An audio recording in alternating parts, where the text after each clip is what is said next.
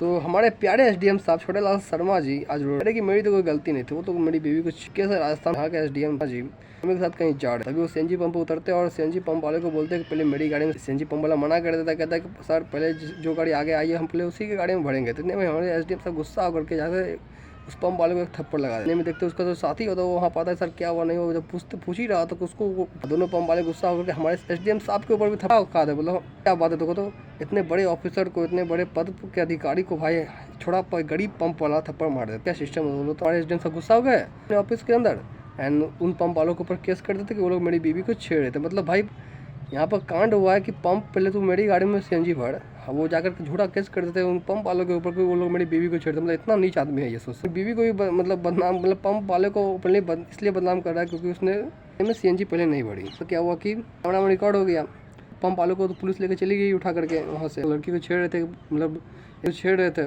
से वो video viral हुआ है, तब से भाई लोग समझ गए कि भाई यहाँ पर क्या कांड हो। एसडीएम को भी ब्लेम करे, एसडीएम को भी सुना है कि सस्पेंड कर दिया गया है, पता नहीं क्या रियल न्यूज़ क्या है। हमारी मीडिया भी तो दोगली एक नंबर की अंडरवर्ल्ड न्यूज़ सुनाती रहती है सारा दिन, सुनाते हैं लोग चार क्या हुआ नहीं हुआ थोड़ा पता करके फिर एंड और बड़े बड़े कांड से कोई छोड़ देती। हाँ, जिनके साथ ये जा रहे थे इनकी दूसरी बीवी है, पहली बीवी की ये जब तो इनकी पहली बीवी ने अपने गहने बेच करके इनको पढ़ाया और इनको एसडीएम बनाया।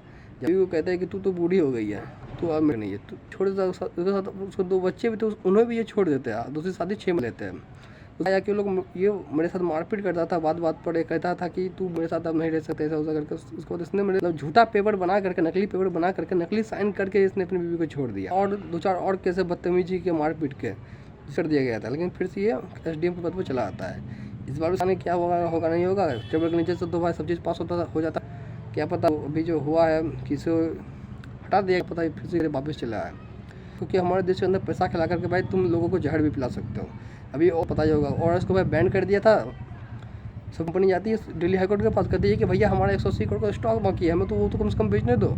तो कंपनी तो दिल्ली हाईकोर्ट तो ठीक है भैया तुम बेच लो, 2-4 करोड़ लोग मतलब हमारे देश के और बीमार पड़ ही जाएंगे तो क्या फ़र्क पड़ता है। आपको नहीं पता, मैं आपको बता दूँ एक और कि हम बीमार पड़ने पर, जब बहुत ज़्यादा कमजोरी होने पर या फिर बुखार या फिर मतलब उस समय ले तो उसके नाम पर ORSL करके एक कंपनी है जो कि अपना सामान बेचती है, अपना माल बेचती है, जिसके अंदर सिर्फ चीनी की मात्रा बहुत ही ज़्यादा हाई होती है, जिसे मतलब ORS के पीने से जो फ़ायदा मिलना चाहिए था हमें वो नहीं मिल पाएगा, हमें उल्टा नुकसान भी हो सकता है। जिससे मतलब केस करती है FSCI के ऊपर एंड इस कंपनी के ऊपर। उसके बाद 8 साल बाद जाकर के इस कंपनी की प्रोडक्ट को बैन कर गया। लेकिन दिल्ली हाईकोर्ट ने फिर से मंजूरी इसलिए दे दी क्योंकि कंपनी का 180 करोड़ का स्टॉक नहीं बिका है अभी तक।